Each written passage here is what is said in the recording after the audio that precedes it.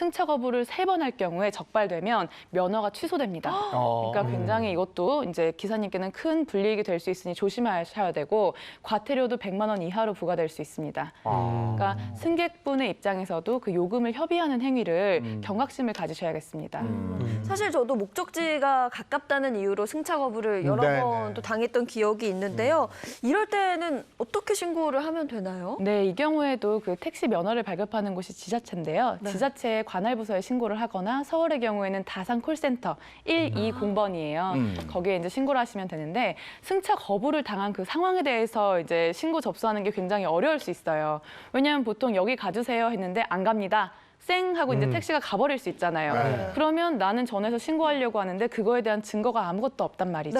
그래서 보통은 승차 거부를 당하는 경우가 이제 예약이 아닌데도 예약 등을 켜놓고 좋은 손님을 고르시는 경우, 뭐 그리고 이제 제가 택시에 타서 바로 행선지를 말씀을 드려야 되는데 그때 이제 거부하는 경우가 있으니까 이럴 때 이런 조짐이 보이면은 그 상황을 녹음하시거나 증거를 좀 만들어 두시는 게 신고에는 굉장히 도움이 됩니다. 아, 그렇군요. 그러면 이제 예약 등 키고 이렇게 조금씩 예약 등 키웠으면 그냥 쭉 가야 되는데 가면서 계속 어디요? 아니 또 가다가 또 어디요? 이렇게 물은 걸 이제 촬영해 놓으면은 된다는 거죠. 예, 맞습니다. 그런데 승차 거부에 해당되지 않는 경우들도 많아요. 그래서 그런 예외의 경우를 알아두셔야 되는데요. 먼저 대표적인 것이 통합사업구역인 곳이 있어요.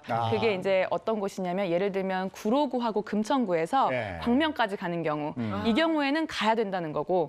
그리고 또 두 번째로는 공동사업구역이 있는데 인천공항, 김포공항입니다. 그래서 여기서도 그 지역의 면허가 아니라도 이제 가셔야 되는데 이 외에 예를 들어서 내가 서울 택시를 탔는데 분당이나 일산으로 가달라고 얘기하거나 또는 서울권에서 택시를 탔는데 그게 경기 택시예요. 경기 면허 택시예요. 근데 그 택시를 타고 서울 지역에 어디로 가주세요 했을 때 승차를 거부하는 경우에는 이거는 승차 거부가 아닙니다. 합법적이라는 거죠. 요즘에도 지난번에 보니까 여의도에서 저 밤에 택시를 타는데 자꾸 안 태워주시더라고. 아, 그래요? 그러니까 멀리 가는 거 태우려고 쫙 서 있는 택시들이 있고요. 네. 신촌 이쪽에서도 제가 너무 고발하는 것 같네.